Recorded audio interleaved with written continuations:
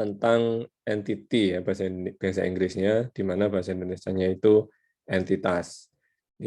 Mungkin akan diterangkan secara ringkas apa itu entitas dan bagaimana pengaruhnya ke desain database yang akan kita buat nantinya. Kalau mungkin nanti di perkuliahan saya terlalu cepat atau mungkin ada bagian-bagian yang kurang jelas, langsung saja ditanyakan, nggak apa-apa ya. Jadi open mic atau via chat juga boleh. Kalau mungkin saya terlalu cepat atau ada bagian yang kurang jelas, langsung dipotong nggak apa-apa. Nah, jadi ketika kita mendesain database itu ada dua aspek yang utama, ya, yaitu ada namanya aspek kode atau logika penyimpanan desain penyimpanan database-nya dan aspek database-nya, bagaimana menyimpan datanya. Nah, di dalam merancang database kita nggak bisa sembarangan ya. Misalkan Anda diminta tolong bikinkan database untuk sistem informasi perpustakaan atau informasi apotek, kita nggak sembarangan tiba-tiba bikin database-nya. Kita harus komunikasi dengan kliennya, digali atau dicari informasi, kira-kira nanti informasi apa yang perlu disimpan dan informasi apa yang perlu diolah nanti di database. Sehingga nanti desainnya mengikuti dengan kebutuhan kliennya. Kemudian, jadi tidak bisa sembarangan ya. Lalu ketika kita mendesain database, ada beberapa pendekatan ya, di pertemuan kemarin saya sudah jelaskan, ketika kita mendesain database, kita ada beberapa cara ya. Misalkan dengan menggunakan pendekatan file base, di mana datanya disimpan dalam bentuk file, disimpan dalam laptop atau PC atau server. Ada juga yang menggunakan software DBMS. Model pendekatannya juga macam-macam, ada yang menggunakan object oriented, ada yang menggunakan ini, dan itu. Kita menggunakan namanya relasional. Gitu. Langkah pertama, ketika kita mendesain sebuah database, tentu kita harus menentukan, harus tahu dulu data apa yang nanti akan disimpan. Begitu. Misalkan Anda dihadapkan pada sebuah sistem informasi contoh apotek, begitu, maka tentu saja kita harus mendefinisikan, menentukan data apa yang perlu disimpan dalam sistem informasi apotek ini. Oh, dalam sistem informasi apotek itu perlu menyimpan data obat, perlu menyimpan data resep, perlu menyimpan data karyawan, misalkan, perlu menyimpan data stok, dan seterusnya.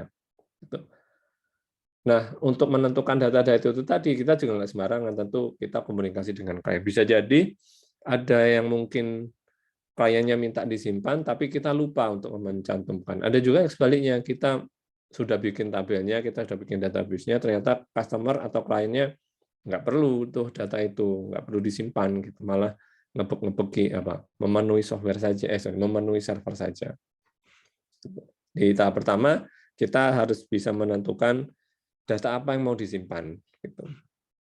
Nah, ini nggak bisa sembarangan, kita nggak bisa berasumsi sendiri, dan kita harus disesuaikan dengan kebutuhan dari penggunanya.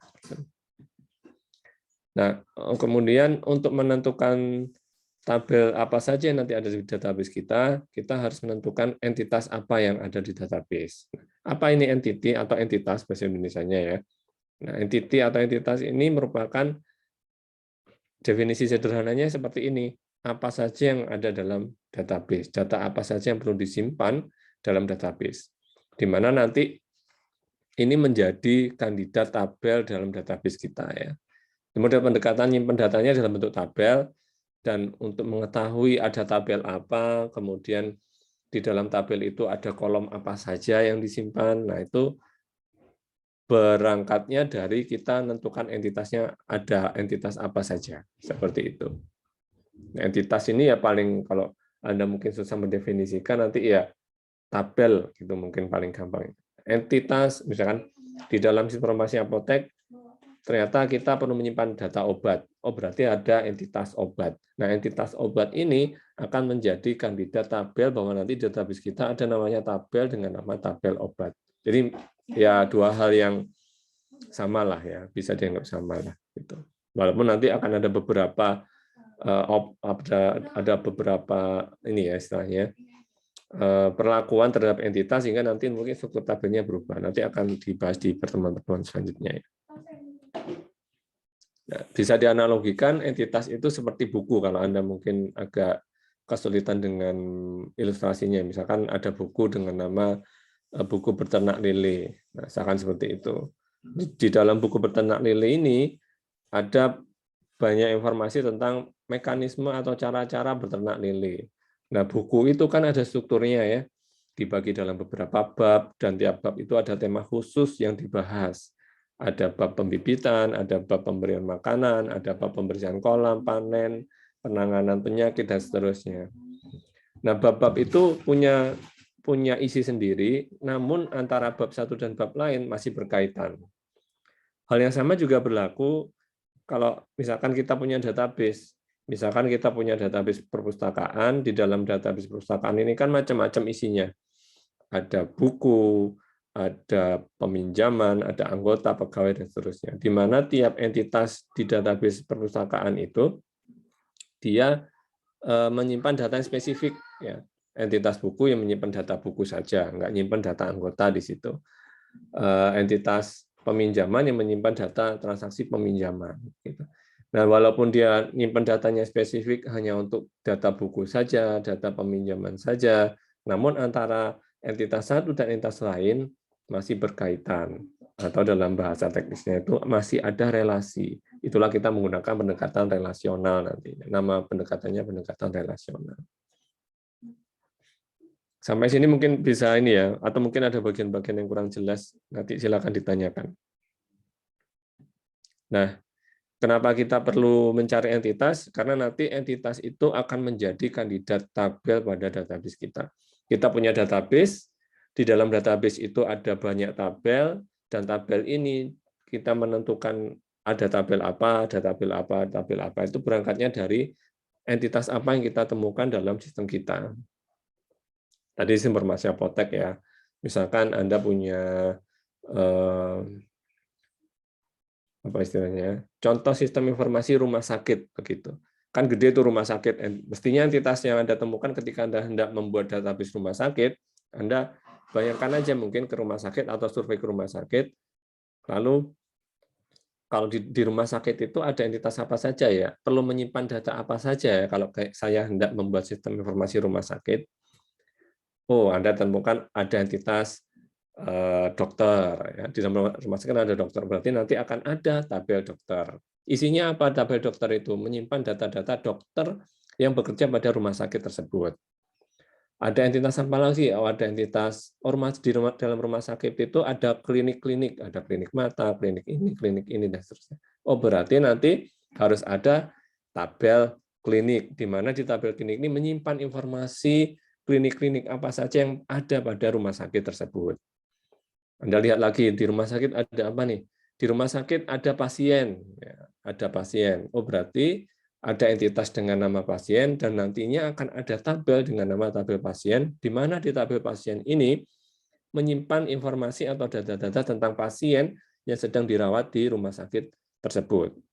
Nah, dari entitas-entitas itu kan data yang disimpan kan spesifik ya. Ada informasi kamar atau klinik, informasi dokter, informasi pasien, itu kan sendiri-sendiri itu. Atribut apa namanya? Datanya kan sendiri-sendiri ya. Nah, namun kan saling berkaitan. Bahwa nanti contoh berkaitannya ada data klinik, ada data pasien, punya datanya ada tabel klinik, tabel pasien, menyimpan datanya sendiri. Berkaitannya gimana? Oh, suatu saat si pasien ini hendak berobat ke klinik ini. Nah, itu kan perlu dicatat dalam database. Nah, ada relasi berarti. Bahwa pasien ini yang merawat itu dokter ini. Nah, berarti harus ada relasi antara pasien dan dokter. Bahwa dokter ini dia bekerjanya di rumah sakit itu pada klinik ini. Nah, berarti ada relasi antara entitas dokter dan entitas klinik. Nah, ilustrasinya seperti itu kira-kira. Nah, itu kembali lagi kita juga nggak bisa sembarangan menentukan entitas ya, disesuaikan dengan kebutuhan yang pertama dan kalau bisa ya selengkap mungkin ya yang disimpan. Gitu. Nah, entitas-entitas Anda ketika menentukan entitas-entitas tadi itu setidaknya bisa dilihat ketika Anda misalkan hendak membahas rumah sakit ya. Menentukannya itu gampang saja, bisa dilihat dari benda nyata yang ada di rumah sakit tadi. Contohnya misalkan ya di rumah sakit ada klinik, di rumah sakit ada dokter, ada pasien, itu kan real ya. Bisa juga benda abstrak. Benda abstrak ini maksudnya gak ono benda ini, cuman ya harus dicatat begitu. Ya misalkan apa ya, contoh rumah sakit itu. Nah, ini agak susah juga nih yang abstrak-abstrak. Obat nyata ya, obat nyata. Atau sifatnya yang kayak peristiwa tertentu. Nah, peristiwa ini maksudnya suatu saat pasien X, ada pasien berobat di klinik ini dan menangani itu dokter ini, begitu. Itu kan sudah gabungan antar beberapa entitas dan sebuah peristiwa dan harus dicatat. Artinya nanti harus ada entitas, entah itu namanya berobat ya, di mana di dalam entitas berobat itu mencatat informasi bahwa pada tanggal sekian pasien ini berobat pada klinik ini dan seterusnya, seperti itu. Nah, tentu saja sekali lagi kembali ke kebutuhan, karena tidak semua benda atau peristiwa itu menjadi entitas. Yang perlu dimasukkan entitas itu hal-hal yang perlu dicatat dalam database. Kalau suatu saat kita temukan entitasnya, misalkan Anda bikin sebuah sistem atau aplikasi, ada entitas tertentu dan kayaknya memang cocok jadi entitas begitu, tapi nggak perlu disimpan dalam database kita, ya sudah, nggak perlu kita tentukan sebagai entitas begitu. Ini ada contohnya ya di slide-nya. Contohnya nih misalkan ada namanya informasi perpustakaan sekolah ya. Dan informasi perpustakaan sekolah ya kan ada buku, ada di dalam perpustakaan kan ada macam-macam benda realnya ya, ada buku, rak, meja, ada anggota dan lain-lain ya. Nah, tentu saja kita harus analisa mana yang perlu kita jadikan entitas, mana yang tidak gitu. Misalkan ya buku berarti harus ada entitasnya. Kenapa? Kita harus mencatat data buku apa saja yang berada perpustakaan tersebut. Meja, ada barang realnya di perpustakaan itu ada meja, tapi kan nggak perlu jadi entitas dalam informasi perpustakaan. Kenapa? Karena kita nggak perlu menyimpan di dalam perpustakaan itu, misalkan kalau studi kasusnya informasi perpustakaan, kita nggak perlu menyimpan data di dalam perpustakaan itu ada meja apa gitu. Nah, ini mungkin sedikit berbeda kalau studi kasusnya sistem inventory perpustakaan. Nah, kalau kasusnya adalah sistem inventory perpustakaan, maka meja perlu menjadi entitas. Kenapa? Karena di dalam sistem informasi, sistem inventory itu kan harus mencatat inventory apa saja yang berada dalam tempat tersebut. Fokusnya ke inventory. Oh, berarti meja perlu jadi entitas. Nah, cuman karena di sini kita adalah sistem informasi perpustakaan, di mana fokusnya itu mencatat ada buku apa saja, siapa pinjam apa, kapan harus dikembalikan, maka buku nggak perlu. Rak juga nggak perlu, misalkan. Tapi suatu saat jika rak itu, Pak, kayaknya sih perlu, karena harus mencatat informasi bahwa ada buku ini disimpan dalam rak mana, berarti harus ada rak. Nah, kalau gitu berarti rak jadi entitas. Tapi kalau informasi itu tidak perlu dicatat, berarti rak nggak perlu. Jadi ini tergantung depends on kebutuhan begitu. Itu ya kira-kira. Anggota juga perlu jadi entitas karena harus ada database anggotanya, bahwa perpustakaan itu punya member siapa saja dan yang boleh pinjam ini hanya member begitu. Berarti kan harus ada entitas. Peristiwa peminjaman juga jelas perlu jadi entitas. Kenapa? Ketika ada orang pinjam, ada member pinjam buku, maka itu kan harus dicatat. Begitu ada suatu hal harus dicatat, berarti dia harus ada entitasnya. Begitu. Misalkan peristiwa kedatangan seorang siswa ke perpustakaan, dia nggak pinjam, cuma datang ke perpus, cuma baca, nah itu nggak perlu jadi entitas, kecuali pihak perpustakaannya itu menginginkan bahwa kalau ada orang baca, datang baca itu harus dicatat. Nah, kalau sudah ada kata-kata harus dicatat, harus disimpan, oh berarti harus ada entitasnya. Gitu. Artinya nanti harus ada tabelnya, gitu kan. Sampai sini mungkin bisa dipahami, atau ada yang bagian yang kurang jelas? Bisa ya? Oke. Nah, contoh yang lain lagi, misalkan sistem informasi restoran ya. Ya menu yang dijual kan harus dicatat tuh dalam database, oh, berarti harus ada entitasnya. Pegawai ya, kemudian meja, kemudian peristiwa pemesanan, itu juga perlu jadi entitas. Nah, kira-kira begitu. Jadi untuk misalnya Anda punya sebuah studi kasus, Anda diminta menentukan entitas, maka kembali lagi tips praktisnya itu entitas itu perlu dicatat nggak datanya. Kalau memang perlu, berarti harus ada entitas tersebut. Jika tidak, ya nggak usah dijadikan entitas. Begitu paling gampang seperti itu. Perlu dicatat atau tidak. Begitu ada kata-kata atau kalimat data ini harus catat. Oh berarti harus ada entitas itu. Seperti itu ya. Nah, komponen berikutnya ketika kita mendesain sebuah database selain entitas yaitu atribut. Atribut ini apa? Atribut ini merupakan keterangan atau data tentang entitas suatu entitas ya. Menjadi ciri khas sebuah entitas seperti itu. Nah, kembali lagi tidak semua ciri khas atau keterangan tentang entitas itu bisa dijadikan atribut. Yang dijadikan atribut adalah yang ada kaitannya dengan bisnis proses dan perlu dicatat dalam database. Nah, kira-kira begitu. Contohnya ya, biar ini kalau ini mungkin cara teori agak bingung. Nah, kalau pakai contoh misalkan, nah misalkan nih kayak tadi contohnya ya, database perpustakaan sekolah ya.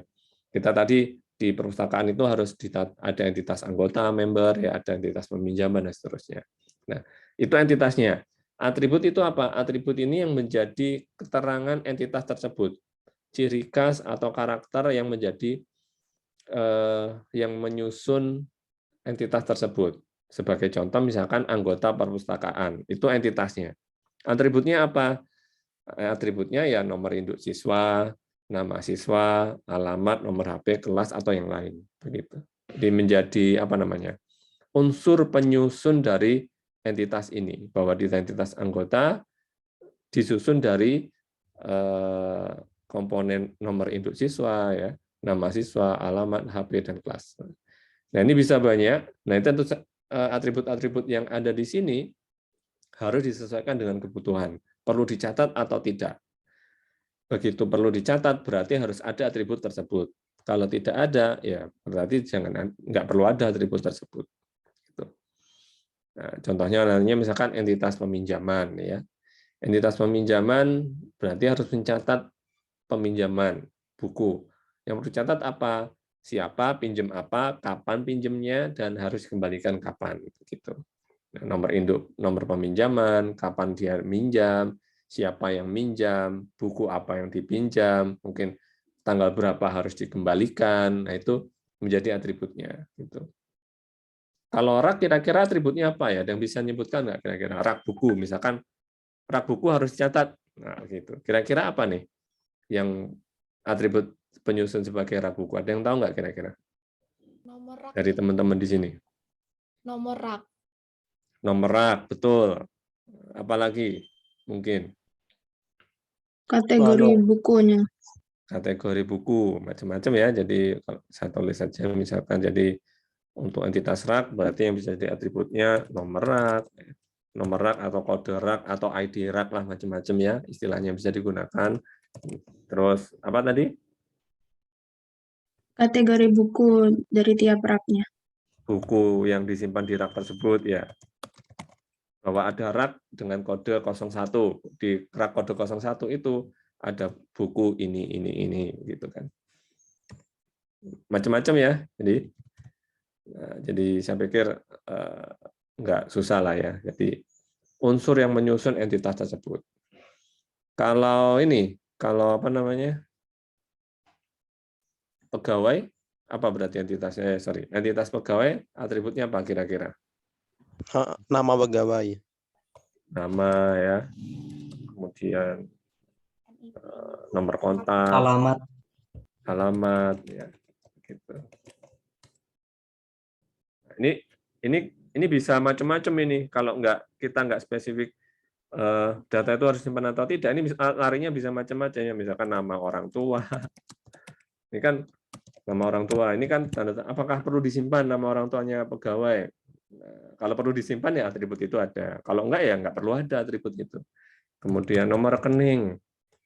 Ya artinya kalau kita nggak punya panduan guidelines bahwa yang harus simpan bahwa atribut ini adalah data yang harus disimpan, ini nanti bisa liar. Ini kemana-mana ini apa ya?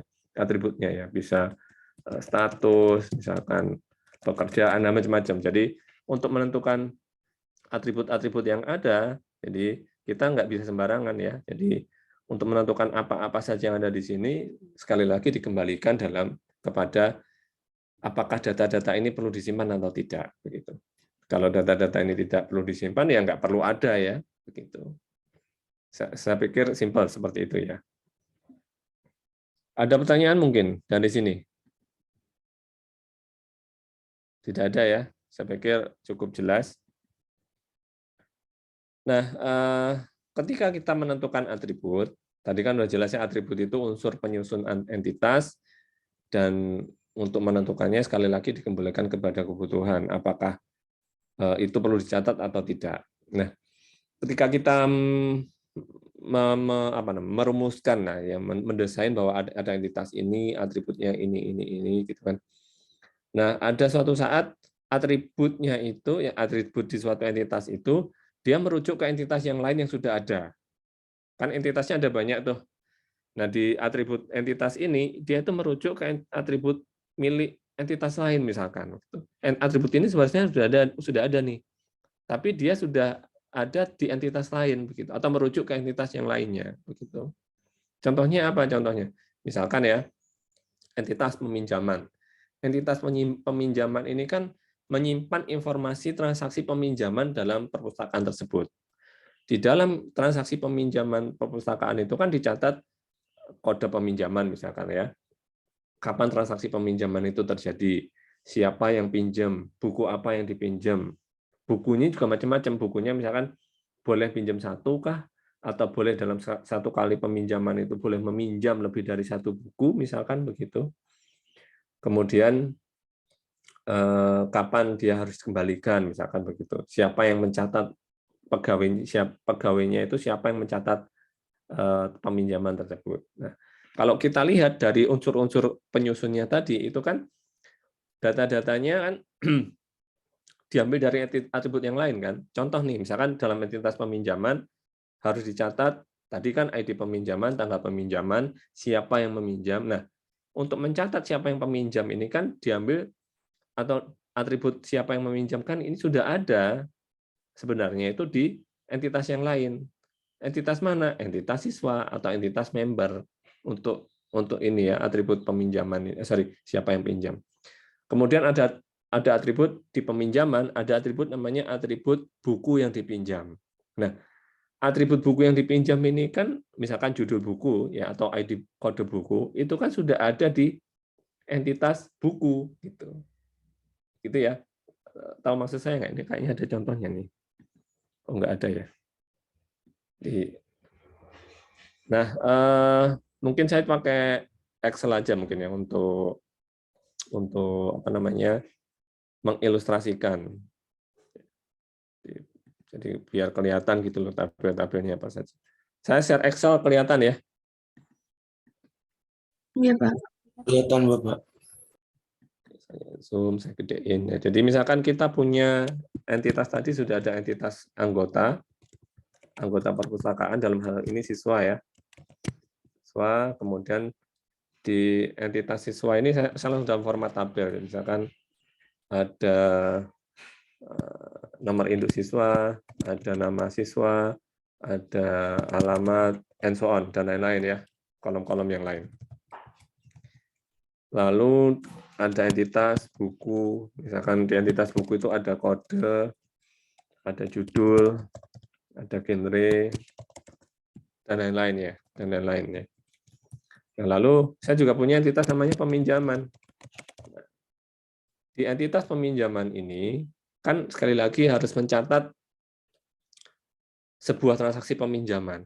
Di dalam sebuah transaksi peminjaman itu misalkan ada atribut yang perlu dicatat ya, ada ID peminjaman misalkan. Kemudian ada tanggal kapan dia minjem, kapan transaksi peminjaman itu terjadi. Kemudian siapa yang pinjam, anggota yang pinjam itu siapa. Kemudian buku yang dipinjam.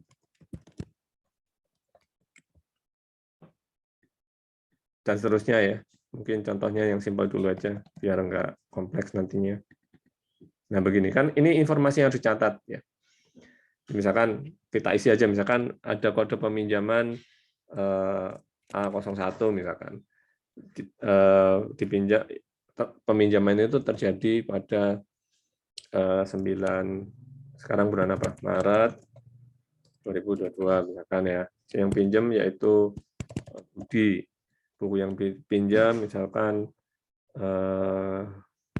Conan atau misalkan apa namanya Death Note, lain-lain ya misalkan. Jadi sekali pinjam kan boleh lebih dari satu ya kalau kita ke perpus itu. Dan seterusnya ya. Nah, kalau kita lihat informasi ini anggota buku yang dipinjam itu mengambil dari artinya atribut ini kan atribut milik entitas peminjaman ya. Ada atribut-atribut yang sebenarnya sudah ada di entitas yang lain begitu. Contohnya misalkan ini nih. NIS, nomor induk siswa 20, 21, 22 dan XX begitu misalkan. Nama Budi, alamat Bondowoso misalkan. Kemudian ada 21, 22 YY misalkan. Nama Anton, alamat Banyuwangi misalkan. Dan seterusnya ya.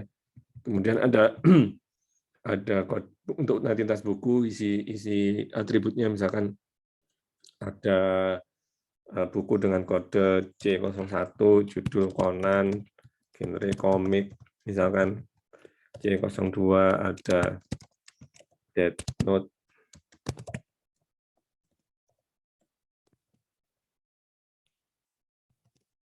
Ya, misalkan begitu. Nah, ada kalau kita lihat sekali lagi di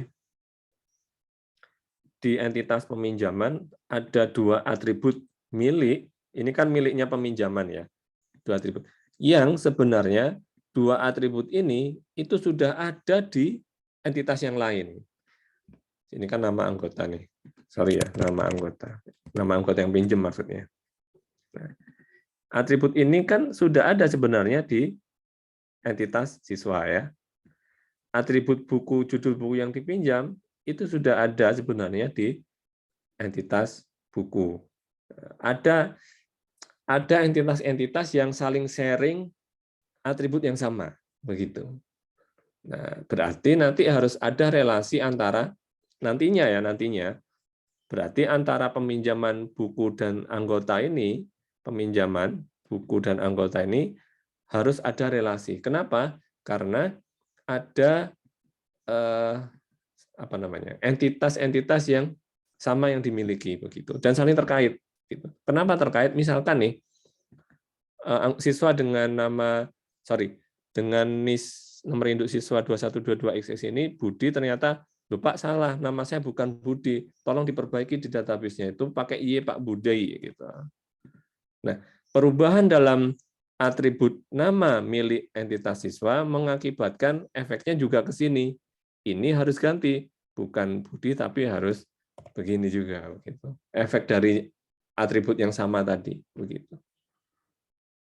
Gitu ya. Ada beberapa entitas mungkin lebih dari satu yang saling sharing atribut yang sama gitu. Itu yang dimaksud entitas-entitas yang itu tadi di slide tadi apa istilahnya ya. Kembali ke slide ya. Mana tadi slide-nya? Nah, ini. Jadi atribut yang merujuk atribut milik entitas lain begitu. Jadi kan atribut nama siswa milik peminjaman itu dia ngerujuknya ke atribut nama siswa milik entitas siswa. Atribut judul buku di entitas peminjaman itu merujuk judul buku, atribut judul buku milik entitas buku. Seperti itu. Jadi jika ada seperti itu, maka ya nantinya data rinci siswa dan buku itu kan sudah ada di masing-masing entitas ya. Jadi data rincinya bahwa ada siswa ini nomor induk siswa sekian, nama berapa dan seterusnya kan informasi tentang siswa sudah ada di entitas masing-masing. Nah, artinya nanti yang perlu dicatat nanti berarti kodenya saja. Sehingga nanti efeknya, karena yang perlu dicatat kodenya saja, maka di sini, ya, ini kan entitas ini sekali lagi sudah ada di ini kan, entitas ini dia ngerujuknya ke sini, atau saya kasih warna ya, mungkin biar beda. Nah, ini kuning. Atribut nama anggota milik entitas peminjaman ini merujuknya ke sini ya. Saya kasih kuning. Atribut judul buku yang dipinjam milik entitas peminjaman itu ngerujuknya ke sini ya. Jadi ini saya mungkin kasih warna aja untuk membedakan agar kelihatan gitu. Nah, begini kan. Nah, ini kan saling beririsan. Nah, ketika terjadi seperti ini nantinya ya, cara nyimpen datanya ini nggak usah nama anggota begitu. Karena kalau kita menyimpan nama anggota, begitu nama anggotanya ganti, ini harus ganti. Ya kalau anggotanya cuma satu kan nggak masalah. Tapi kalau anggotanya ada banyak kan kita harus metani satu-satu ya perubahannya. Maka nanti yang disimpan di sini bukan nama anggota, tapi adalah kodenya di sini. Jadi di sini yang disimpan adalah NIS-nya. 2122XX begitu. Kemudian yang di sini adalah disimpan adalah kode bukunya. Yaitu ada dua buku kan ya. Ini multi value, masih ingat ya multi value bukan kemarin kan. Multi value atribut adalah sebuah atribut di mana dalam satu sel data, ini satu sel data terdapat lebih dari satu item data. Ini kan lebih dari satu item data ya yang dipinjam. Ini multi value. Nah, yang di sini yang dicatat di entitas peminjaman bukan judulnya tapi kode bukunya. C01, C02 begitu. Nah, kenapa begitu? Karena atribut ini dia merujuknya ke atribut di entitas lain. Atribut ini dia merujuknya ke atribut di entitas lain gitu. Sehingga dicatat cukup kodenya. Nantinya begitu cara nyimpen datanya. Jadi pada peminjaman 01 terjadi pada tanggal 9 Maret, yang pinjam itu siswa dengan ID nomor induk siswa 2122XX, dan buku yang dipinjam adalah buku dengan kode C01 dan C02. Loh, ini kok kode? Untuk tahu bahwa ini yang judul buku yang dipinjam ini apa, ya dilihat aja. C01 ini apa sih? Dilihat di tabel buku. C01 itu Conan. Oh, berarti di sini yang dipinjam Conan. C02 ini apa nih? Dilihat di tabel buku, C02 itu Death Note judulnya. Berarti yang dipinjam itu Conan dan Death Note. Seperti itu. Sudah punya gambaran kira-kira mekanisme penyimpanan datanya? Bisa ya? Lewat ilustrasi ini? Mungkin? Ya, bisa, Pak. Kenapa? Belum? Sudah ya? Atau belum? Oke ya, lanjut ya, boleh? Oke, jadi data rinci tentang nama siswa dan judul itu kan sudah ada di entitas yang milik asalnya. Jadi yang cukup dicatat kode bukunya saja, nomor induk siswanya saja tadi. Gitu. Jika ingin tahu bahwa di transaksi peminjaman ini judulnya apa yang dipinjam kok cuma kode, yang rujuknya ke entitas buku atau entitas siswanya, begitu ya. Nah, ini contoh yang lain tentang atribut ya. Contoh lain tentang atribut, misalkan database restoran ya. Tadi sudah ada entitas menu, entitas pemesanan, ya, entitas meja, entitas pegawai. Atributnya apa nih atributnya? Ya, kalau menu berarti unsur penyusun entitas menu tersebut adalah kode menu, nama menu, harga, ukuran misalkan. Pemesanan berarti dicatat nomor notanya berapa, kapan pemesanan itu terjadi, menu apa yang dipesan, jumlahnya berapa. Nah, kalau kita lihat di sini, kode menu ini merupakan atribut yang sama tadi kayak tadi ya, yang merujuk ke entitas lain. Kenapa? Karena atribut kode menu milik pemesanan ini sebenarnya sudah ada di entitas menu. Gitu. Ini kan sudah ada nih kode menu. Nah, di pemesanan kan juga sudah ada. Nah, atribut kode menu ini dia merujuknya ke sini. Kalau meja apa nih berarti atributnya kira-kira? Atributnya meja. Nomor meja. Nomor meja ya, apalagi? Masuk nomor toh. Kayaknya sih nomor sih Pak. Kalau saya ke restoran cuma ada nomor aja gitu ya. Nah, mungkin bisa jadi nih restorannya itu agak gede gitu kan. Restorannya agak gede. Kemudian biasanya kan ada ruang-ruang sendiri ya. Ada ruang yang VIP, ada ruang yang mungkin di agak beda kelasnya, di mana mungkin kalau VIP dia mungkin ruangannya tersendiri, kemudian fitur-fiturnya mungkin lebih wah dibanding ruangan yang lain begitu. Ada TV di situ, mungkin ada layanan free drinks lah atau apa gitu ya. Jadi mungkin kategori meja misalkan begitu. Misalkan ya. Walaupun mungkin kalau di Jember saya kurang tahu ya.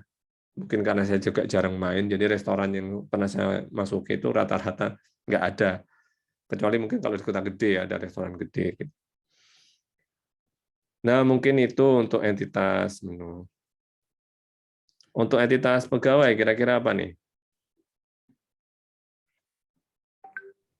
Nomor induk pegawai, ya. Nama pegawai, atributnya ya. Apalagi jabatan misalkan. Kapan dia bertugas? Ya, betul. Jadwalnya misalkan. Dan lain-lain ya. Saya pikir tidak terlalu sulit. Nah, mungkin itu. Nah, antara meja dan pemesanan juga mungkin terjadi ada atribut yang beririsan. Jadi misalkan di pemesanan kan selain dicatat nota pemesanannya apa, menu apa yang dipesan, jumlahnya berapa, dan pemesanan ini untuk meja berapa. Kan bisa jadi seperti itu. Nah, mungkin di sini perlu ditambahkan informasi nomor meja. Nah, bisa jadi seperti itu. Di mana nomor meja milik pemesanan ini merujuknya itu ke entitas meja. Nomor meja milik entitas meja. Bahwa ada pemesanan ini, menu yang dipesan adalah ini, jumlahnya sekian, dipesan oleh meja nomor berapa. Begitu. Sehingga nih nomor meja di sini, itu dia merujuknya ke atribut nomor meja milik entitas meja. Seperti itu. Kira-kira. Oke? Oke ya, lanjut.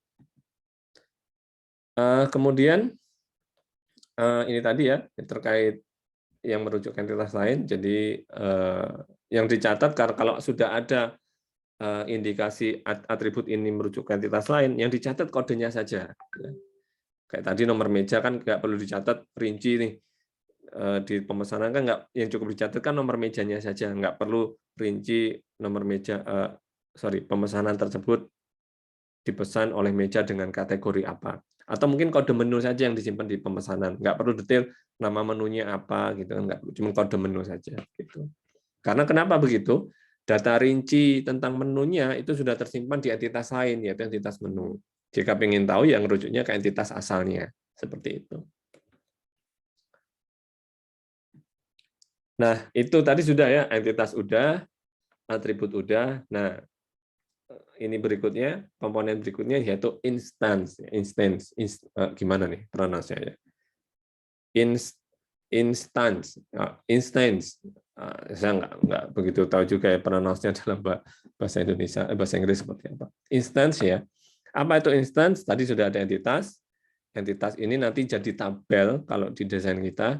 Atribut ini komponen penyusun entitas. Kalau di database kita nanti dia berupa kolom ya. Kemudian instance ini adalah isi datanya. Isi datanya atau merupakan bentuk nyata atau bentuk fisik dari entitasnya begitu. Satu entitas ya tentu saja instansinya bisa banyak. Satu tabel kan isi datanya bisa lebih dari satu ya. Nah, kayak gitu. Nah, contohnya di perpustakaan ada entitas dengan nama anggota ya. Atributnya ada nomor induk siswa, ada nama siswa, ada alamat, nomor HP, kelas dan seterusnya ya. Maka instansinya adalah satu ini apa nih berarti? Apa nih berarti maksud angka 11 ini? Nomor induk siswa. Yes, betul. Betul sekali. Jadi instansi itu paling gampang kalau Anda agak kesulitan dengan memahami ini ya, bentuk nyata, bentuk fisik apa sih maksudnya? Paling gampang itu adalah ada instans itu jadi tabel, atribut itu jadi kolom. Instans ini adalah isi dari tabel tersebut. Formatnya gimana? Ya menyesuaikan dengan format atributnya. Nah, ini kan nomor 11 nih. Oh, 11 itu berarti isi datanya itu nanti di tabel 11 ini masuk kolom nomor induk siswa, namanya ini Budi, alamatnya Jalan Mastrip 2, nomor HP-nya sekian, kelasnya sekian. Ini juga begitu ya. Jadi ini nomor induk, ini nama, ini nanti masuk dalam kolom nomor induk, ini masuk dalam kolom nama, alamat, nomor HP, dan kelas. Begitu. Ini paling gampang kayak gitu. Entitas ini jadi tabel, atribut jadi kolom, instance adalah isi dari tabel tersebut, di mana urutannya itu mengikuti dengan format kolomnya. Begitu. Contoh yang lain, misalkan di perpustakaan ada entitas peminjaman. Ini nanti berarti akan ada tabel dengan nama peminjaman. Ada tabel peminjaman lah, gitu ya. Atributnya nomor peminjaman, tanggal peminjaman, nomor induk siswa yang pinjam, kode buku yang dipinjam, gitu misalkan. Itu atributnya. Instansinya apa? Ya isi datanya. Isi data dari tabel peminjaman. Isi datanya ngikuti format kolomnya, urutan kolomnya. P11 berarti nanti ya nomor peminjaman 11, tanggal peminjaman 2 Februari atau ya 2 Februari. Yang pinjam adalah siswa dengan nomor induk 11 dan buku yang dipinjam adalah buku dengan kode buku B11 seperti itu dan seterusnya ya. Jadi entitas jadinya tabel, atribut jadinya kolom, instance adalah isi data dari tabel tersebut, di mana isi datanya mengikuti format kolomnya. Ya. Nah, ini kesimpulannya merangkum tadi, entitas jadi tabel ya, atribut jadi kolom, instance jadi baris datanya, isi datanya, begitu. Sampai sini mungkin ada pertanyaan sebelum dilanjutkan?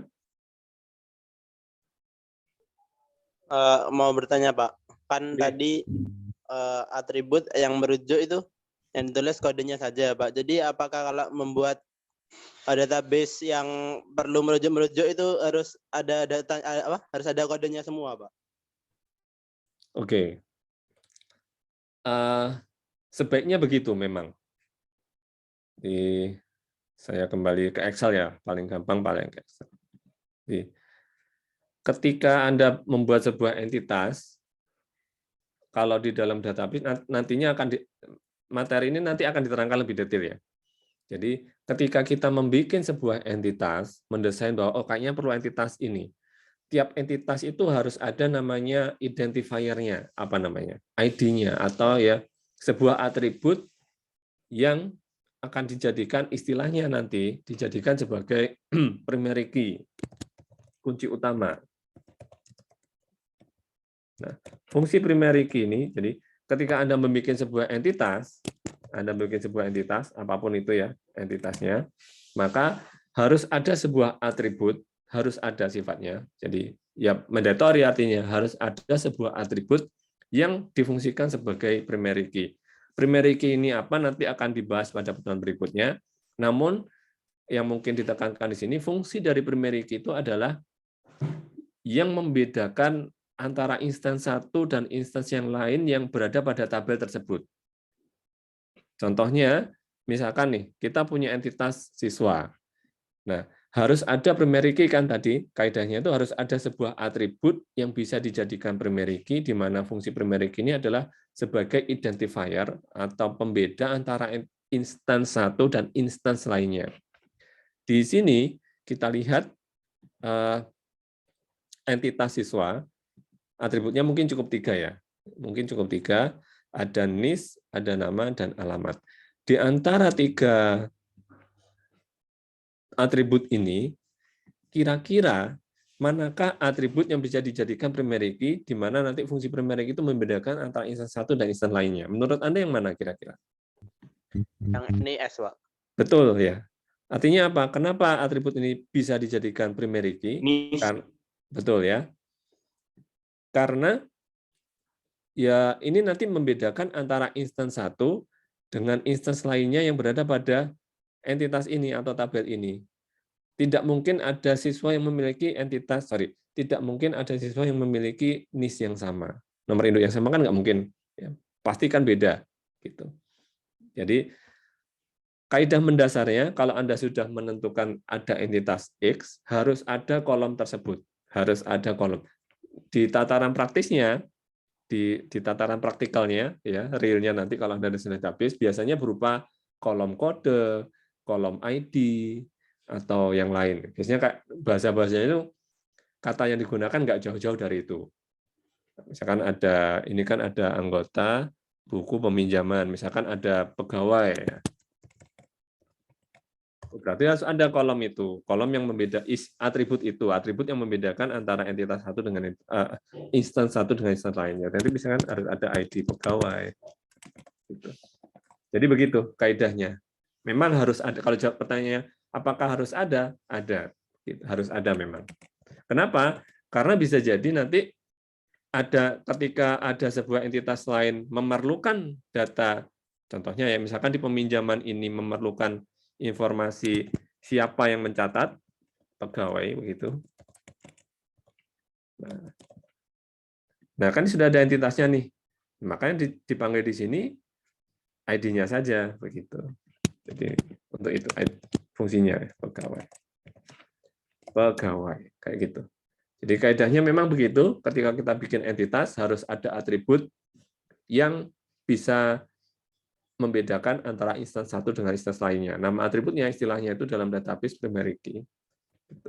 Dan istilah yang digunakan tidak jauh-jauh, biasanya yang umum ya kode apa, atau ID apa. Gitu.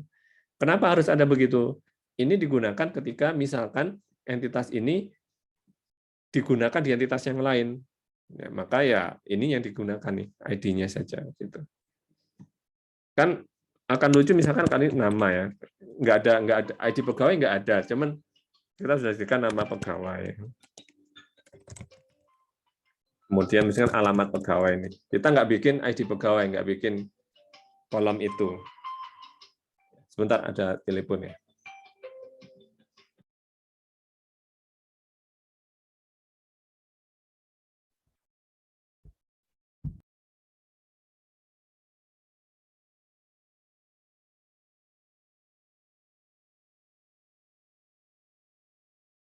Oke, kembali ke sini ya. Jadi misalkan nih skenarionya kita bikin entitas pegawai, cuman kita nggak sediakan atribut itu, atribut yang bisa dijadikan primary key atau identifier ya, begitu.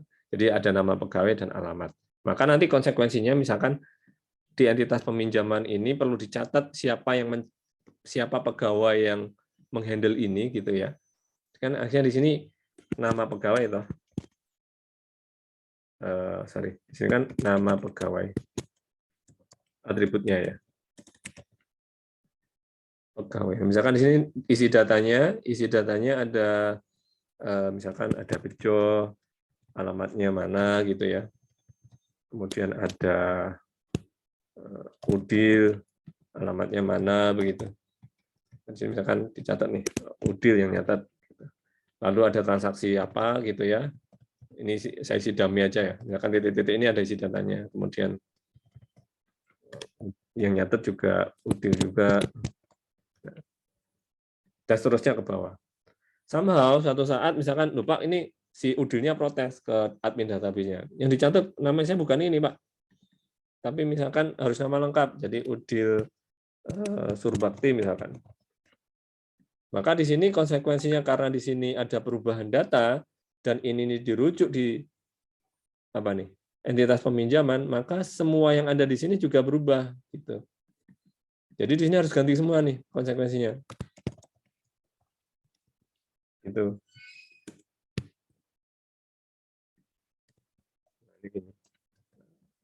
Kalau datanya dikit, ya mungkin nggak masalah. Tapi kan kalau datanya udah ribuan, jutaan, ya tentu saja text time ya, text resource. Maka ya, daripada terjadi seperti itu, maka di sini cukup ID pegawai. Kita bikinkan satu kolom tambahan di sini dengan nama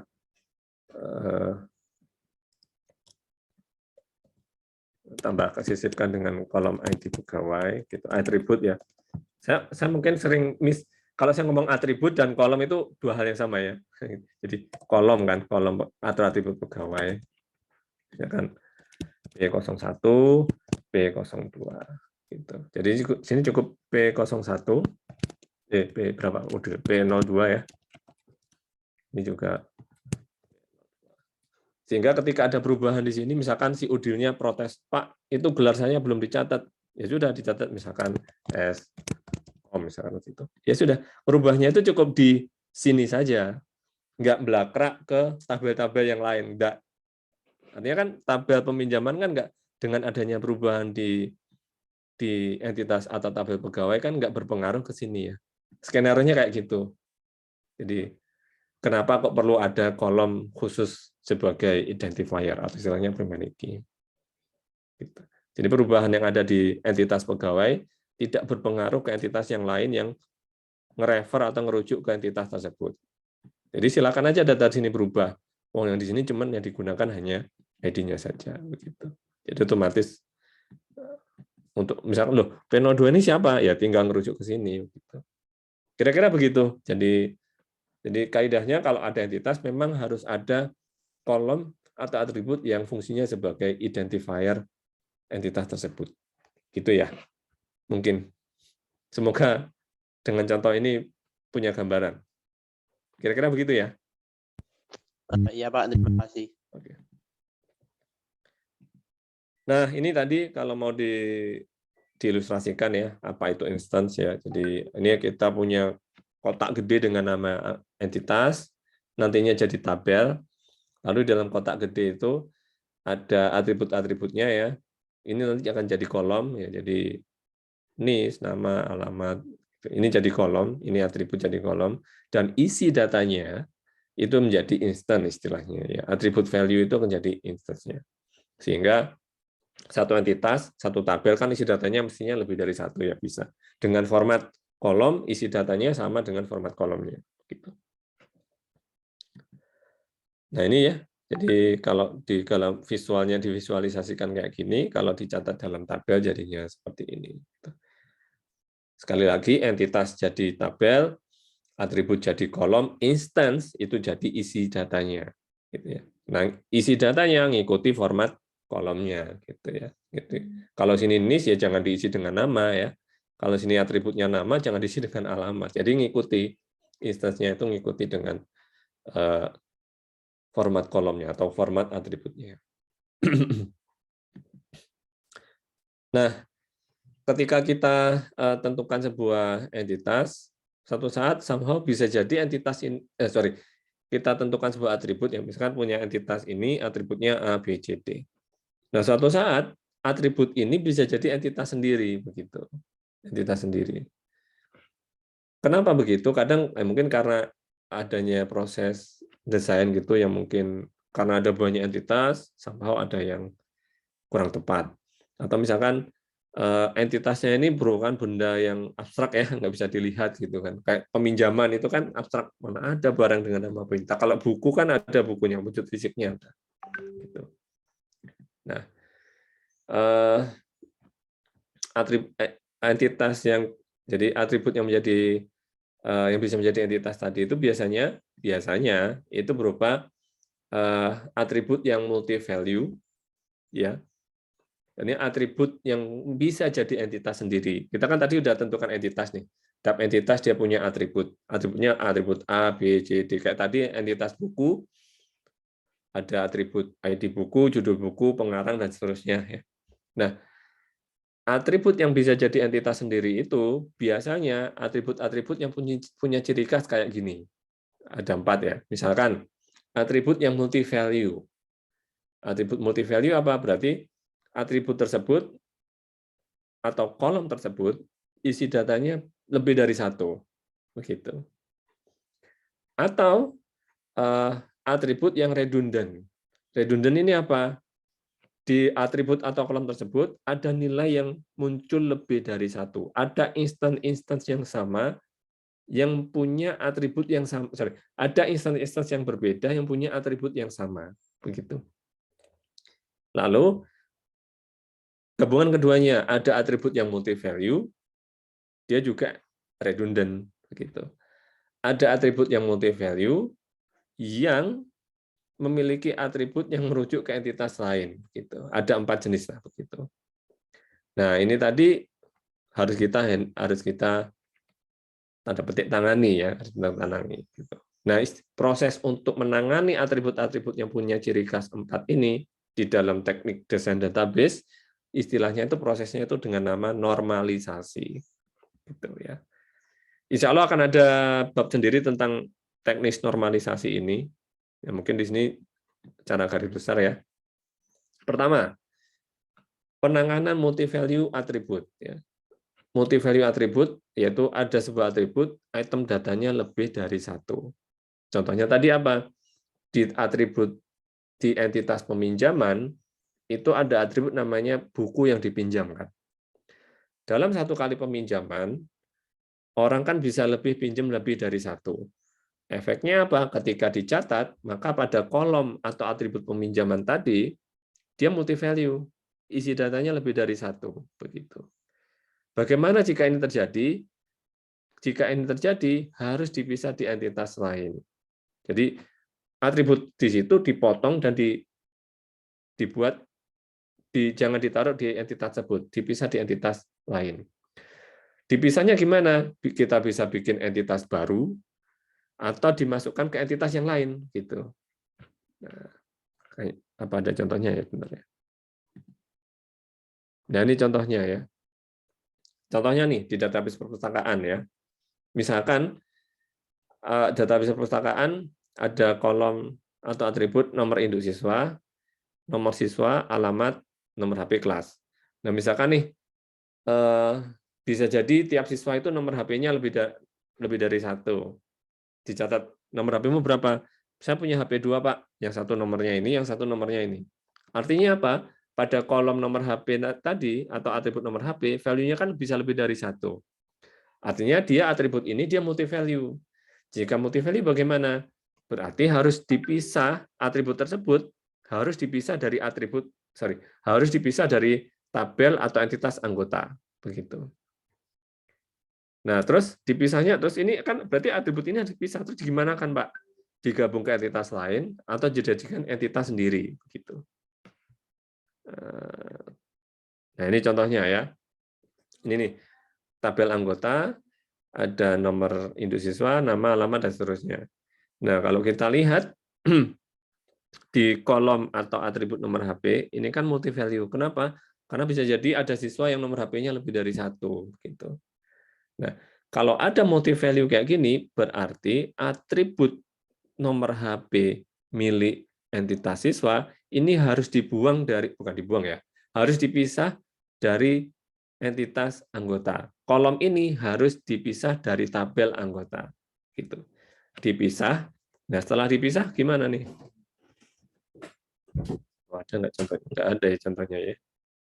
Nomor HP tadi. Nah, kayak gini contohnya. Nah, ini sebentar ya. Ini kasih. Nah, atribut ini dia harus dikeluarkan dari entitas anggota, begitu. Dikeluarkan, istilahnya kolom ini dipotong, dipisah dari entitas anggota. Terus gimana setelah dipisah? Nah, setelah dipisah, perlakuannya, ini kan ada kolom nih, kita potong gitu kan dari tabelnya. Gimana terus? Alternatifnya adalah kita gabung ke entitas lain yang sudah ada sebelumnya, kita tempelkan ke entitas lain, atau kita bikin entitas sendiri, begitu. Kita bikin entitas sendiri. Nah, ini kalau contoh yang ada di sini, dia jadi entitas sendiri.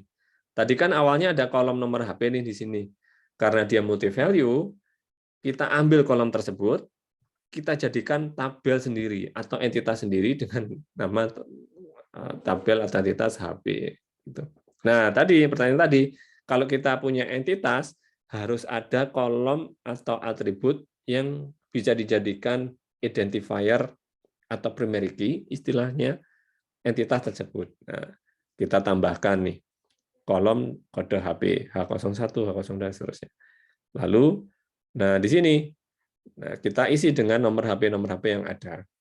Lalu kode pemilik. Nah, kode pemilik ini merujuk ke jenisnya ini tadi. Bacanya gimana baca datanya ini? Bahwa ada di tabel HP atau di entitas HP, ada HP dengan kode H01 dengan nomor sekian, siapa pemiliknya? 111. Ada HP dengan kode H02, nomornya 0857 sekian-sekian, siapa pemiliknya? 111. Ini merujuk ke sini. Gitu. Jadi untuk menangani multi-value seperti itu.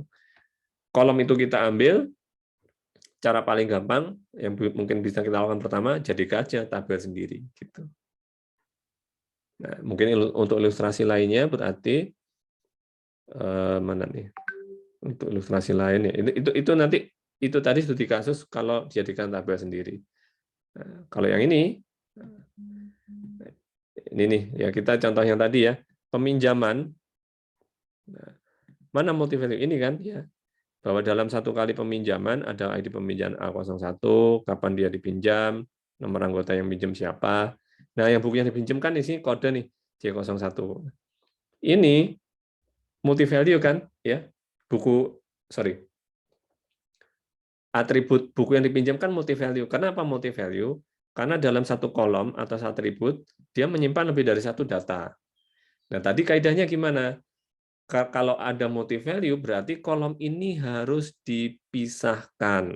That means ini artinya harus dipisah dari entitas asalnya. Kita pisahkan aja nih. Taruh bawah gitu. Lalu ini kita geser ke kiri. Sehingga sekarang di tabel peminjaman itu informasinya cukup ID peminjaman, tanggal peminjaman kapan, siapa yang pinjam, dan pegawai yang menghandle transaksi peminjaman itu siapa. Nah, ini kan dipisah. Nah, loh, terus gimana Pak informasi ini kalau dipisah? Nah, caranya kita bikin tabel sendiri. Kita jadikan tabel sendiri. Ini kolom tadi yang hasil pemisahannya, saya bikin kolom sendiri, tabel sendiri begitu. Ya, kita kasih nama misalkan dengan nama detail peminjaman. Nah, begitu. Of course ya kaidahnya kalau ada entitas baru jangan lupa kasih atribut yang kita jadikan identifier tiap-tiap instance yang ada di tabel tersebut. Misalkan ID detail peminjaman. Nah, misalkan begitu. Nah, lalu yang multi value ini kan multi value nih. Ya, kita pisahkan. Jadi sini adalah C01 saja, sini C02. ID-nya beda ya. Tiap instance kan ID-nya harus beda. Misalkan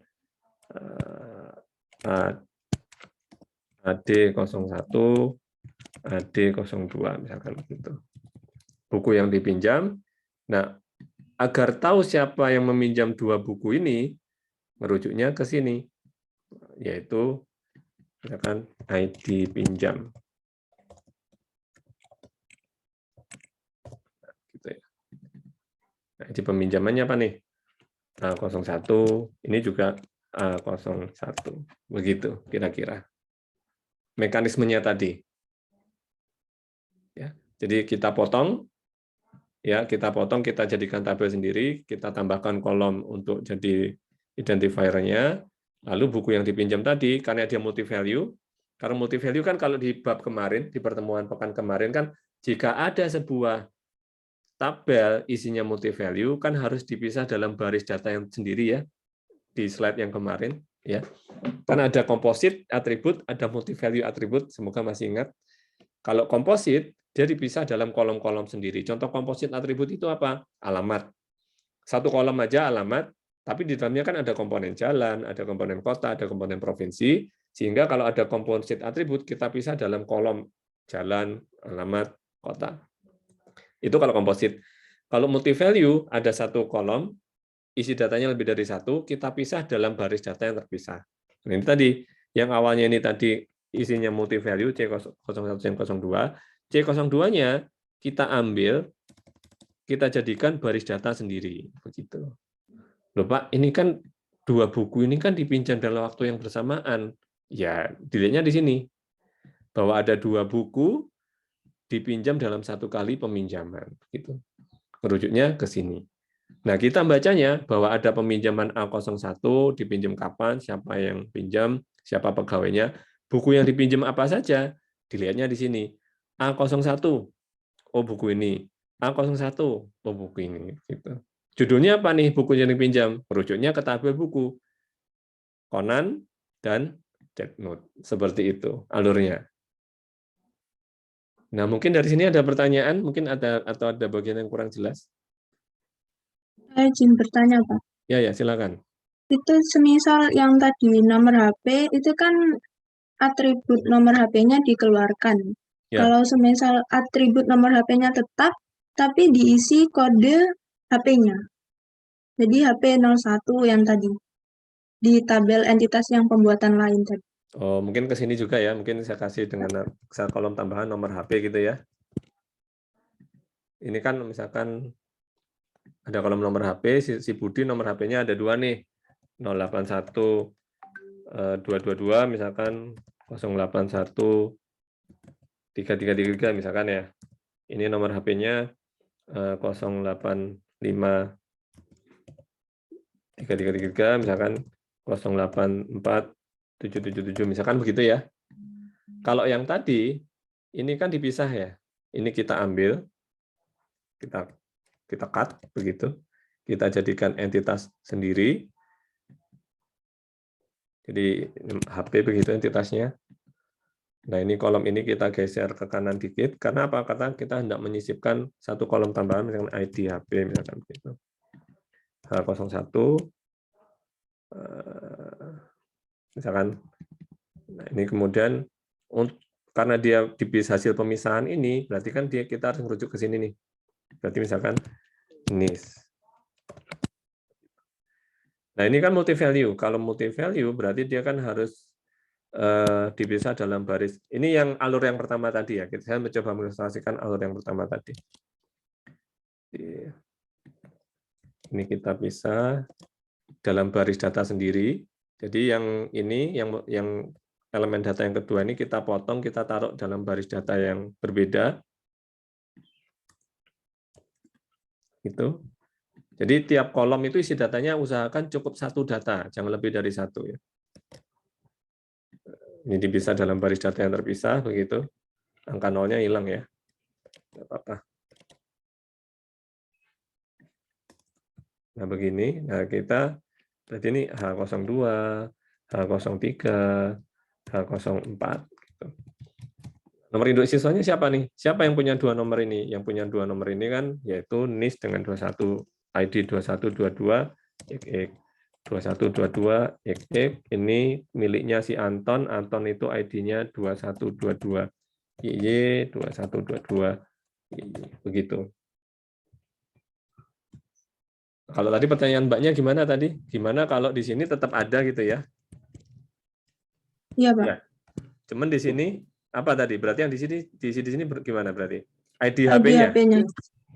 Nah, kalau ID HP-nya mungkin akhirnya tetap ada multi value kan? Berarti ini H01, H02 gitu ya. Berarti kan begitu. Nah, kaidah mendasar dalam desain database, usahakan hilangkan atribut-atribut yang multi value. Di dalam desain database kita, jangan ada sebuah kolom yang isi datanya lebih dari satu. Begitu. Jadi kalau Anda menggunakan ID HP, Anda tetap panggil di sini, ya konsekuensinya kan akhirnya dia muncul lebih dari satu kan? Tetap tetap multi value kan? Gitu. Jadi ya. Ya, baik, paham, Pak. Begitu ya. Ya, mau tanya lagi boleh, Pak? Ya, silakan. Kalau semisal tadi itu kan solusinya dibuat entitas lain atau digabungkan ke entitas lain. Kalau semisal dibuat komposit atribut gitu, kenapa tidak termasuk dalam salah satu pilihan solusinya, Pak? Komposit ya. Oke, mungkin kita balik lagi ke definisi komposit ya. Jadi komposit atribut itu sebuah atribut, jadi kayak alamat lah gini, alamat ya. Awalnya cukup satu kolom begitu, tapi isi datanya itu ada jalan, jalan apa, kota mana, kemudian provinsi misalkan. Dalam satu kolom, dia menyimpan informasi 3 jenis, jalan, kota, provinsi sekaligus. Alamat mana? Jalan Kalimantan, Jember, Jawa Timur. Nah, itu komposit. Di database, usahakan tidak ada multi value, dan komposit itu diusahakan justru jangan ada begitu. Jadi memang kaidahnya nggak ada komposit, justru harus dihilangkan. Komposit atribut itu harus dihilangkan. Artinya kolom alamat ini karena dia sifatnya komposit, maka dia harus dihilangkan. Dihilangkannya bagaimana? Karena di dalam kolom alamat ada 3 komponen data, masing-masing komponen data tadi dipisah dalam kolom sendiri. Yang awalnya cukup satu kolom alamat saja, nanti di database kita itu harus dipisah jadi kolom sendiri. Ada kolom jalan, ada kolom kota, dan ada kolom provinsi. Begitu. Jadi seperti itu. Justru diusahakan dihilangkan, jangan diadakan. Gitu ya. Multi value itu dihilangkan, komposit atribut dihilangkan. Kira-kira begitu, Mbak. Iya, paham, Pak. Terima kasih. Oke. Dari teman-teman yang lain mungkin ada yang kurang jelas atau ditanyakan mekanisme mendesain tabelnya, gitu. Nggak ada? Ini contohnya ya. Balik lagi ke slide. Nah ini tadi ya, jadi sudah kita contohkan lewat Excel tadi. Kemudian itu tadi multi value ya. Gimana kalau ada redundant?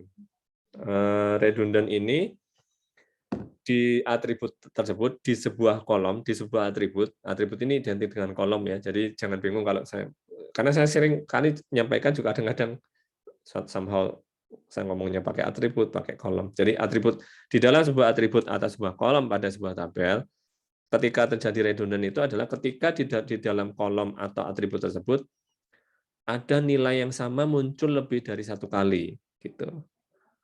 Nah, nilainya sama atau nilainya itu bisa dimiliki oleh beberapa instan sekaligus, di mana ketika berubah salah satu itu mengakibatkan semuanya berubah, begitu.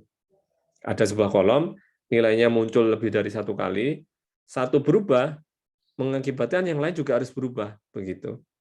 Nah, itu redundant. Bagaimana jika terjadi redundant? Maka dia harus diambil dari entitasnya, dipisah, jadikan entitas sendiri, begitu. Entitas sendiri sama, lalu di entitas asalnya cukup merujuk key-nya tadi, atribut yang merujuk entitas baru tadi, begitu. Ada contohnya enggak ya? Nah ini contohnya nih, ada contoh eksekusinya? Oh ada ya. Mungkin penjelasannya dulu ya. Misalkan nih, entitas buku ya. Entitas buku tadi ada kode buku atau ID buku, judul, nama penerbit ya. Nama penerbit itu merupakan redundant. Kenapa? Karena sangat mungkin di dalam tabel buku itu ada buku-buku yang memiliki nama penerbit yang sama. Buku X penerbitnya apa? Buku Y penerbitnya apa? Nah ini kan bisa jadi ada buku-buku yang nama penerbitnya sama kan, sangat mungkin kan. Nah, bagaimana jika itu terjadi? Maka atribut buku yang awalnya itu atribut penerbit yang awalnya itu milik entitas buku dipisah jadi entitas sendiri. Katakanlah, let's say entitas penerbit, begitu. Jadi kolom penerbit itu kita potong, kita jadikan tabel sendiri, gitu. Kita potong ya. Kemudian di entitas buku atau di entitas asalnya cukup ditulis kode penerbit. Nah, kemudian di tabel buku, jadi kita tinggal nambahkan. Di tabel penerbit kita tinggal menambahkan kolom kode penerbit seperti itu. Nah, mungkin kayak gini ya, langsung realnya. Contohnya kan ini tabel buku ya, ada buku ini, judulnya ini. Nah ini kalau kita lihat ini apa nih? Penerbitnya kan ini data yang sama muncul lebih dari 1 kali kan? Ini yang dimaksud redundant ini. Jadi data yang sama muncul lebih dari 1 kali nih. Ini kan udah muncul 3 kali, PT Gramedia misalkan begitu. Redundant. Nah, Kenapa dia redundant? Kalau ini misalkan Gramedia ini huruf O-nya tak ganti huruf A, jadi misalkan ini tak ganti, saya rename jadi Gramedia, maka efeknya semua data pada kolom penerbit yang awalnya Gramedia juga harus berubah jadi Gramedia juga kan. Ini kan harus jadi Gramedia juga. Perubahan salah satu data mengakibatkan data yang sama yang lain juga harus ikut berubah, oh berarti ini redundant begitu. Kalau redundant bagaimana? Kolom ini kita potong dari tabel asalnya, kita jadikan tabel sendiri gitu. Kita jadikan tabel sendiri, lalu kita tambahkan kolom identifier-nya, kode penerbit. Kode penerbit inilah yang dipanggil di sini, begitu. Nah, caranya seperti itu. Jadi kolom yang menjadi merujuk ke kolom yang ini. Begitu. Loh, ini kan multi value, Pak. Juga redundant, Pak. Ya, ini kan sifatnya dia sebagai nge-refer aja, begitu. Gitu. Jadi ini bukan redundant karena dia sifatnya merefer ke tabel atau entitas yang ini, begitu. Nah, itu cara penanganannya. Nah, saya kasih contoh lain lagi ya, mungkin di Excel, mungkin untuk biar lebih jelas. Misalkan nih, saya punya tabel dengan, misalkan ada toko apa namanya, tea break ya, tahu ya, teh yang ada bubble-bubblenya gitu loh. Misalkan menu tea break. Dan ada tabel itu, misalkan ada kode menu. Ini kolomnya ada kode menu dan nama menu, harga, misalkan begitu tuh. Lalu misalkan apa ya?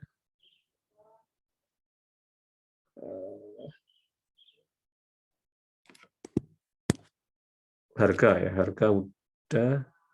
Lalu ini misalkan saya isi dengan kode menu M01.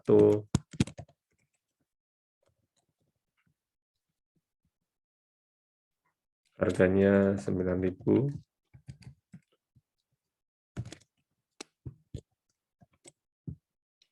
Harganya misalkan 10.000.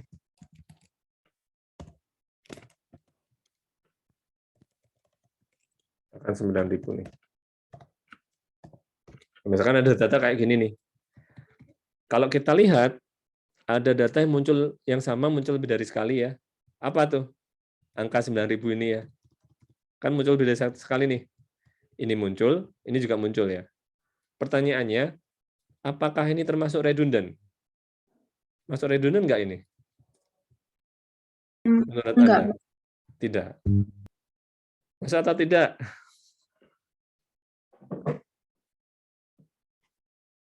Karena muncul lebih dari sekali nih, angka 9.000 ini muncul, di sini juga muncul. Masuk redundant nggak? Tidak, Pak. Soalnya kalau semisal strawberry pun ganti harga, yang vanilla belum tentu harus diganti. Yes, betul. Itu.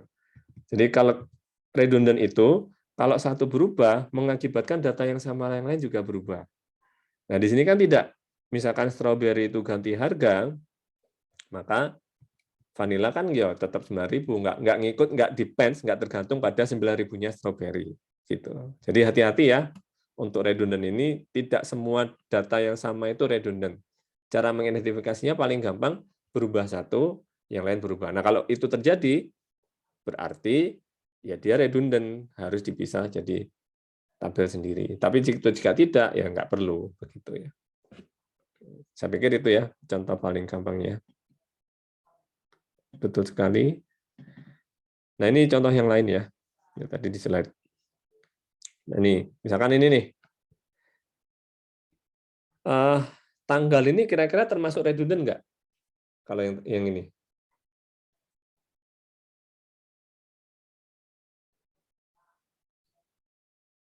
Pada tanggal yang sama ada dua transaksi peminjaman. Antara peminjaman 111 dan 112 itu kan tanggalnya sama. Merupakan redundant kalau gini kira-kira?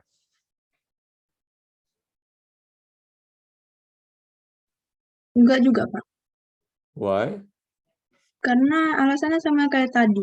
Ya, betul. Jadi kalau ini artinya walaupun sama ya, dia tidak tergantung salah satu ya. Jadi misalkan kalau tanggal ini berubah, salah nih sakjane di ini tanggalnya nggak ini lebih kemarinnya lagi. Nah, ini berubah kan nggak berpengaruh ke sini. Ya, betul sekali. Betul tadi Mbak siapa? Mbak Cintia ya? Cintia? Betul? Cynthia, Pak. Cintia. Pronasnya Cintia ya. Oke. Betul sekali. Jadi paling gampang seperti itu. Jadi ya kita harus hati-hati juga sih. Berubah satu, yang lain berubah nggak? Kalau nggak ya berarti bukan redundant. Karena dia bukan redundant, berarti nggak perlu kita pisah jadi tabel sendiri, tabel tanggal. Ya. Nggak perlu ya, kan mubatir ya. Mubatir. Kira-kira begitu penjelasannya. Yang ini multi value, ini kode book ini multi value. Kenapa? Dalam satu sel data ada lebih dari satu item data. Nah ini harus dipisah. Artinya kolom ini harus dipotong dari tabel peminjaman jadi entitas sendiri. Gitu. Loh, Pak, entitas sendiri buat apa? Kan sudah ada buku. Ya sudah merujuk ke tabel buku begitu. Kayak tadi nih, kayaknya sudah ada ya contoh ini ya. Tadi sudah kita contohkan ya. Oke, itu multi value dan redundant. Bagaimana jika gabungan keduanya? Multi value juga redundant begitu. Nah, ya jelas harus ditangani kan multi value saja harus dipotong apalagi kalau dia multi value dan redundant juga gitu. Jadi penanganannya kurang lebih juga sama. Jika ada identifikasi ada sebuah kolom atribut yang multi value sekaligus redundant ya tentu saja harus dipotong ya dari tabel asalnya. Dipotongnya, kemudian kalau ada yang redundant ke entitas baru ya, jika tidak bisa dimasukkan entitas baru disimpan saja sementara gitu. Ini nanti ada penjelasannya lebih detail pada bagian many to many tadi ya. Nah, contohnya kayak gini nih. Sorry, mungkin sebelum contoh kita jelaskan dulu yang ini ya. Dari multi value atribut, pokoknya untuk sekarang tahap ini begitu ada identifikasi ada sebuah kolom atribut multi value dan redundant, apalagi gabungan dua-duanya, potong dulu tabel asalnya, bikin tabel baru begitu. Nah, bikin tabel barunya gimana? Kalau multi value kan tadi udah tuh, multi value saja, redundant saja juga sudah. Bagaimana kalau dia multi value juga, redundant juga dalam satu kolom. Ya ini untuk sementara ada bab khusus untuk membahas itu, namanya babnya itu many to many relationship. Untuk tahap ini cukup langkahnya itu cukup dipotong dulu aja dari tabel asalnya gitu. Termasuk yang ini ya. Jadi multi value dia merujuk ke entitas lain ya. Jadi ya sama juga begitu ada kata-kata multi value, oh berarti ini kolom ini harus dipotong ini, dipotong dari tabel asalnya. Sekali lagi nanti akan ada bab khusus untuk itu namanya many to many relationship. Untuk tahap sekarang cukup Anda potong dari tabel asalnya. Waktunya udah mau habis ya. Saya percepat ya. Nah, ini contohnya mungkin ya. Langsung contoh aja. Ini kayaknya penjelasannya udah ya. Jadi, nah contohnya ini ya di transaksi, di tabel peminjaman ada atribut nomor peminjaman, tanggal, NIS, dan kode buku. Kalau kita lihat, ini merupakan kolom multi value, bisa jadi redundant juga, ya. Nah, kalau itu terjadi gimana? Ya harus dipotong dari tabel asalnya. Sehingga tabel asalnya cukup seperti ini saja gitu. Nah, terus untuk menghandle ini gimana? Nanti akan ada bab khusus untuk itu ya. Jadi untuk sekarang langkah yang artinya prinsip utamanya kalau ada kolom yang seperti ini itu harus dihilangkan ya, dihilangkan. Mungkin pakai Excel lebih mudah ya. Jadi misalkan dia multi value sekaligus redundant. Misalkan mana nih? Oh, ini sudah kita potong ini tadi ya. Ini sudah kita potong. Misalkan nih kalau belum dipotong, oh udah dipotong nih. Misalkan saya copy aja nih. Ini kan tadi udah kita potong ya. Ini kan udah bisa di sini. Misalkan nih kayak gini dia kayak gini. Jadi peminjaman ID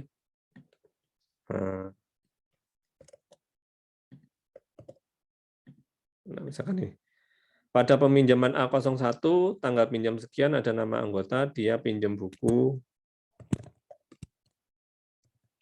Dia pinjam buku sekaligus ada 2 judul buku sekaligus. Misalkan buku dengan kode mana? Nah ini ya, C01, C02. C01, C02. Besoknya, misalkan ini bukunya udah dikembalikan ya, bukunya udah dikembalikan, lalu dipinjam lagi dengan orang yang lain. A02, tanggal pinjam katakanlah 20 Maret 2022. Yang pinjam mungkin orang lain ya, 21, 22. Nah, ini yang pinjam sama persis, C01 dan C02. Nah, gini. Nah, ini atribut buku dipinjam milik peminjaman ini kan multi value iya, redundant iya, merujuk ke kolom lain iya kan? Ini kan merujuk ke kolom miliknya ini ya, tabel buku. Jadi sekaligus itu semuanya tuh. Nah, ini harus hilang. Artinya nggak boleh ada data kayak gini. Harus Anda potong, Anda pisah dulu saja. Nah, ini jadinya seperti ini. Jadi menghilangkan yang multi value dan redundant tadi.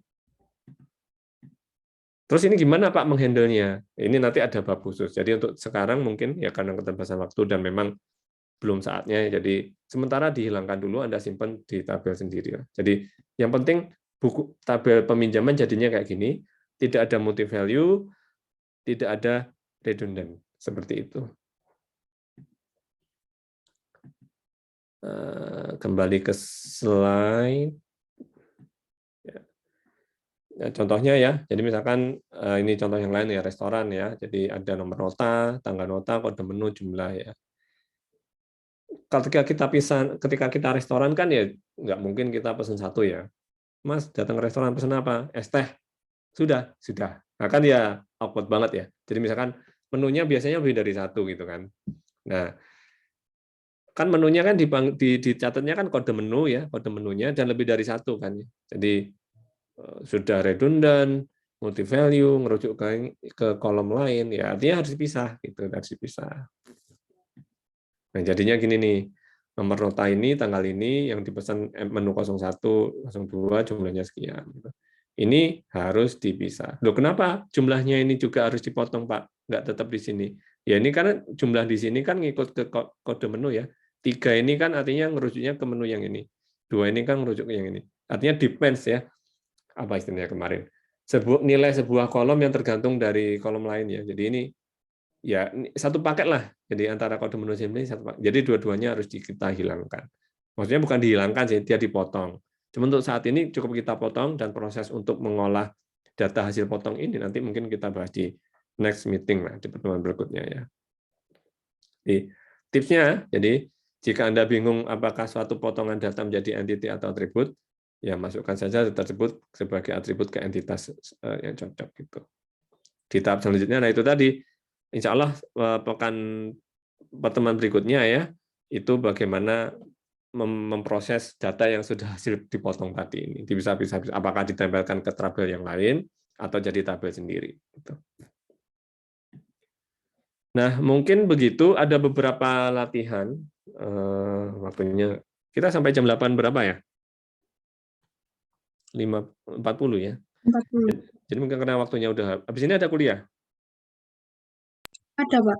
Oke, ada ya. Karena ada mungkin, jadi di slide itu ada beberapa latihan, ya idealnya sih Anda kerjakan sekarang, kita bahas bareng-bareng ya. Cuma karena keterbatasan waktu juga, jadi mungkin ini Anda kerjakan, ini udah jawabannya ya. Jadi kan ada latihan-latihan yang perlu jawaban tuh ya. Nah ini kayak latihan 2 ya, latihan 2. Itu coba Anda kerjakan, nanti ini kan pekan kedua ya. Pekan kedua itu kan masih belum ada praktikum. Sesi praktikumnya kan masih diisi tatap muka. Jadi nanti Anda ketemu lagi dengan saya kalau nggak salah hari Jumat. Nah, nanti kita bahas di hari Jumat. Ini Anda kerjakan dulu, latihan 2 ini Anda kerjakan dulu dan nanti akan mungkin saya minta sampel 1 atau 2 orang untuk menunjukkan hasilnya. Istilahnya jadi PR lah ya, jadi PR untuk pertemuan hari Jumat besok lusa. Latihan 2 dan 3 ya, gitu. Nah, mungkin itu dari saya. Mungkin sebelum diakhiri, ada yang mau ditanyakan mungkin sebagai terakhir? Nggak ada? Baik, jika tidak ada, saya akhiri. Kurang lebihnya saya mohon maaf. Semoga bermanfaat yang kita bahas ya, mudah difahami. Kalau ada yang susah, nanti silakan Anda diskusi dengan para dosen atau dengan para asisten, dipersilakan. Jangan lupa PR-nya tadi kita bahas pada hari Jumat besok lusa. Itu saja. Terima kasih. Assalamualaikum warahmatullahi wabarakatuh. Selamat siang. Waalaikumsalam warahmatullahi wabarakatuh. Terima kasih, Pak.